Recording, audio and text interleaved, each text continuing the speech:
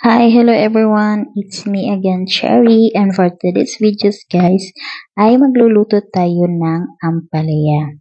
So, alam nyo ba guys, na isa sa mga nakapagpapasaya sa akin or nakakapagtanggal ng stress ay yung makakain or makakita or makapagluto mo lang ako ng pagkain Pinoy. Sobrang saya yun. Sobrang sarap sa pakiramdam yung feeling mo na yung parang nasa Pilipinas ka lang kapag nakakita ka ng mga pagkain Pinoy or kaya maluto mo ito. Kaya nga sa tuwing lalabas kami, lahat talaga ng binibili namin ay puro pagkain Pinoy.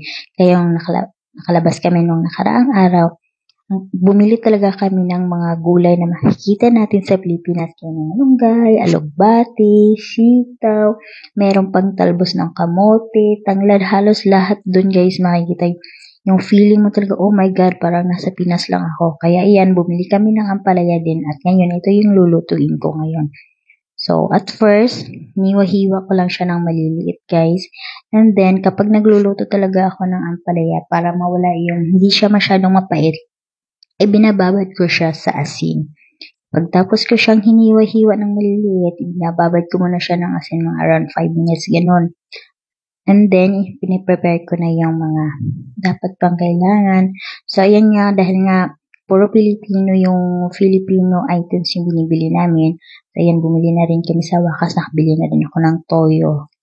So, ayan guys, nagginit lang tayo ng mantika. Nilagay na natin yung mga sahog natin, gaya ng sibuyas, bawang. At sa tuwing nagluluto talaga ako ng ampalaya guys, inilalagyan ko talaga siya ng kamatis para hindi, pag nagdag din siya ng hindi masyadong mapait.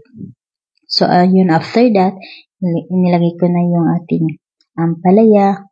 Hinalo-halo lang natin yan. Ayan, ang hirap talaga mag-video na walang naghahawak ng cellphone. Kaya galaw ng galaw yung aking pagkuha ng video. So, ayan, naglagay na rin ako ng pampalasa ng Ajinomoto at saka toyo. Pagkatapos nung naluto na yung ating ampalaya, ay nilagay ko na yung ating itlog. Medyo maraming itlog nga ang nilagay ko dyan guys kasi maraming itlog dito sa bahay. Laging bumibili sa amon ng 2 or 3 tray kaya dinamihan ko talaga yung itlog dyan guys. So ayan, sobrang sarap, parang natatakam talaga. So ayan na guys, thank you!